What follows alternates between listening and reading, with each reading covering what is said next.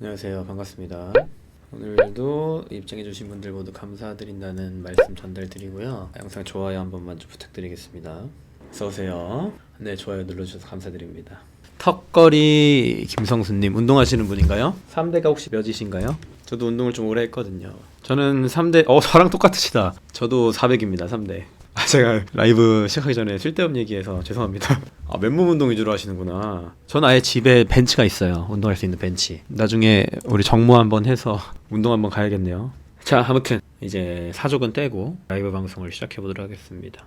제가 제목을 잘못 줬구나. 짚어주셔서 감사해요. 잠시만요. 제목 좀 변경하고 올게요. 아이고, 이렇게 까먹은 부분을 짚어주셔서 감사드립니다. 자, 아무튼 지금 비트코인 상황을 간단하게 좀 지켜보면요, 굉장히 좀 위험하죠. 그러니까 추가적인 상승이 나오기에는 우리가 흔히 알고 있는 패턴이 뭐가 있을까요? 아무래도 대표적인 게 쌍봉 패턴이 있을 것 같아요. 그 다음에 이렇게 쐐기형이 또 있겠죠. 쐐기형. 자, 상승 쐐기형이 뭔지 검색을 해봅시다.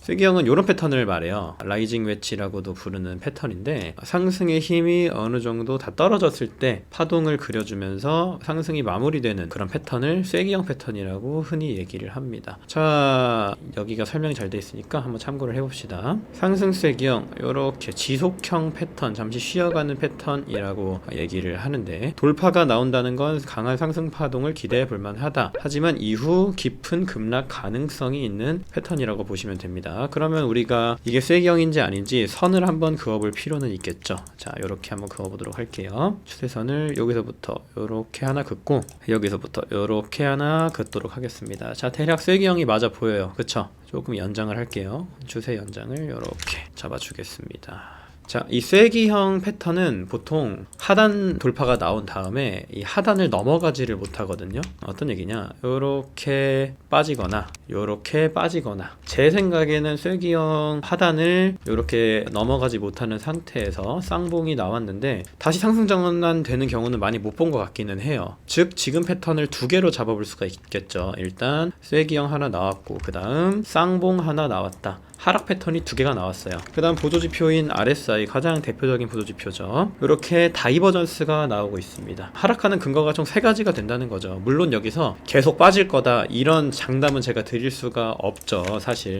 차트의 미래는 아무도 모르기 때문에 당장 제 눈에 보이는 하락 이유들에 대해서만 여러분들한테 말씀을 드려봤습니다. 자, 이해되신 분들 3번 한번 입력 부탁드립니다. 아무튼 이렇게 세 가지 정도 이유로 단기적인 하락을 볼 수 있을 것 같고, 그럼 지지를 어디서 받을 수 있을까라는 관점에서 봤을 때는 매물대를 한번 체크해 볼게요. 그리고 이거 4시간 봉 보시면은 너무 윗골이에요. 이게 캔들이 이렇게 마감되면은 상승은 거의 끝났다고 보시면 됩니다. 제 생각엔 장대양봉이 여러 번 나왔던 요 구간, 지지받을 구간은 요렇게 잡아볼 수 있을 것 같고, 그 다음 채널도 하나 나오기는 해요. 보시면 패러렐 채널 관점으로 이런 식으로 하나 나오긴 하죠. 지금 일단 채널 상단 도달했고, 그다음 영망치형 캔들이라고 하죠. 흔히 요거를, 물론 아직 그 캔들이 마감되진 않았기 때문에 모르는 거지만 영망치형 캔들이 하나 나와줬고, 15분 봉으로 봤을 때 쐐기형 요렇게 저항받고 있고, 쌍봉 나왔고, 그 다음 RSI 과매수 도달했고, 4가지 정도가 되겠네요. 하락을 볼 수 있는 이유는 일단 비트가 뚫어줄 수 있는 구간이 있기는 해요. 그 구간이 어딘지 좀 말씀을 드릴 건데, 텔레그램 보면서, 자, 마지막 저항은 17.262입니다. 262 17.262에 그러면 선을 하나 그어 볼게요.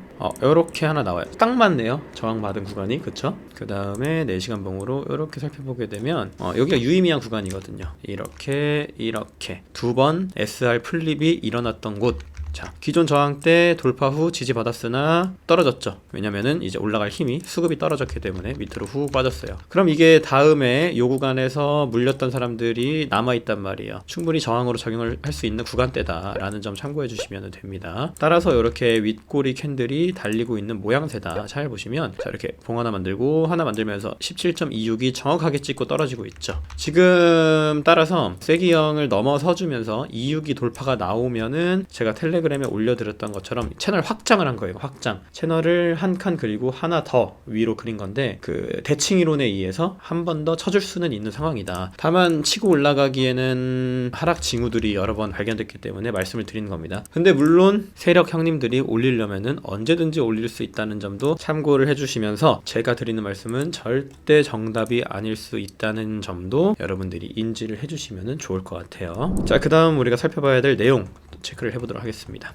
오전에 올려드렸던 내용인데요. 자, BTC 내시간봉 원래 기존에 이렇게 저항을 받고 있었다. 근데 살짝 뚫으려고 하고 있는 느낌이죠. 그 다음에 17.262도 쳐주긴 했고요. 얘는 그래서 무시하시고 우리가 차트를 요걸로 보시면 됩니다. 중간 차트 체크 새롭게 업데이트한 걸로 봐주시면 되고요. 현재 달러 인덱스가 또 급락이 나와줬기 때문에 자산 시장으로 수급이 좀 쏠리고 있기는 해요. 그 수급이 쏠린 영향 때문에 살짝 더 추가적인 상승이 나왔는데 일단 캔들의 모양이 예쁘진 않죠. 이렇게 좀 빠질 수는 있는 상황이다. 따라서 올라갈 때 올라가더라도 조정을 한번 받고 가는 게 이상적인 그림이지 않을까. 왜냐면 채널적인 관점으로 봤을 때도 얘가 여기서 살짝 조정 줬다가 이렇게 한 번 더 쳐주는 게 저는 더 이쁜 그림이 나올 수 있을 거라고 일단 보고 있기는 해요. 자, 펀드 마켓메이커 자금 흐름입니다. 이렇게 자금들이 얼마나 빠지고 있는지를 나타내주는 도표라고 보시면 돼요. 펀드 그리고 마켓메이커, 즉 큰 손들의 자금들이 이렇게 시장에서 빠져나가고 있다는 게 보이고 있죠. 이렇게 7일 기준으로 했을 때도 엄청난 양의 자금이 빠져나가고 있어요, 밖으로. 자, 이미 큰 상승이 나온 종목에 들어가는 건 저들의 물량을 받는 것. 베어마켓 랠리에서 가장 중요한 건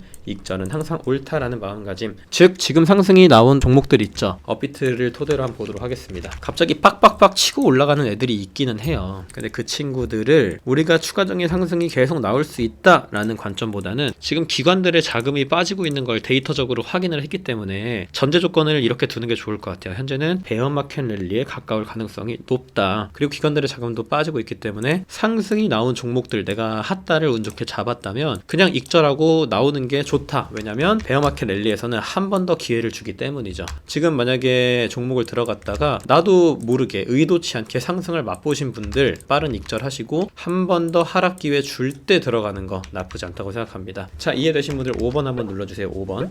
네, 5번 확인했습니다. 자, 이제 마지막으로 알트코인들 흐름에 대해서 말씀드리고 방송을 마무리하도록 할게요. 일단 알트코인들 대부분 어느 정도 바닥권에서 약반등을 보여주고 있는 흐름이기는 해요. 근데 잘 보시면 거진 다 매물대 라인에 도달을 했습니다. 요렇게. 자, 매물대 라인에 도달했다는 게 어떤 얘기인지 모르시는 분들이 계실 수도 있어서 제가 직접 그려서 보여드리면, 자, 바로 요 POC 라인 보이시죠? 매물이 가장 많이 쌓여있는 라인에 저항을 받고 있는 상태입니다. 즉 추가적인 상승이 나오기 위해선 매집 기간이 상당히 짧다라는 얘기가 되겠고요. 더 나온다고 하더라도 그거는 운이다 라고 보시는 게 맞을 것 같아요. 이런 매집 구간에 도달을 하면 보통 이렇게 떨어졌다가 한 번 더 매집하고 가든가 아니면 추가적인 하락세로 이어지든가 이 두 가지 갈래기 때문에 지금 기존 매물대 라인에 슈팅이 딱 나와줬다는 건 사실 굉장히 탈출하기 좋은 타이밍이라고 말씀드릴 수 있죠. 샌드박스 같은 경우도 추가적인 상승 나올 수가 있죠. 근데 이 친구도 매물대를 딱 체크를 해보면요, 이렇게 쌓여 있어요. 이렇게. 그래서 추가적으로 올라간다고 하더라도 이 부분에 저항을 받을 확률이 굉장히 높겠죠. 따라서 알트코인을 타시겠다면 필히 매물대 체크를 해보시길 바랍니다. 자, 디센트럴랜드도 한번 볼게요.